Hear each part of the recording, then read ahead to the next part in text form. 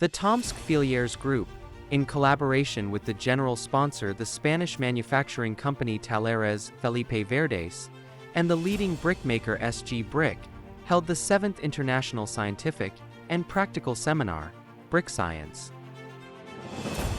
This time, over 170 people from 14 Eurasian countries participated in the event, a part of the manufacturers, representatives from European ceramic technology suppliers, suppliers of components, raw materials, and consumables actively took part in the seminar. Lectures, seminars, panel discussions introduce a variety in the BrickScience seminar, where participants were able to discuss key issues related to modern ceramic material technology and to sign new contracts.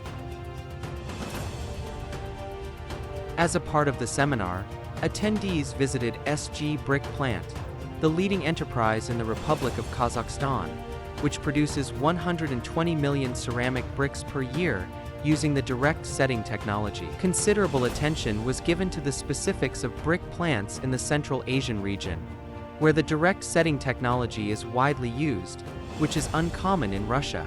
The participants examined all technological and economic pros and contras of organizing of production by this way.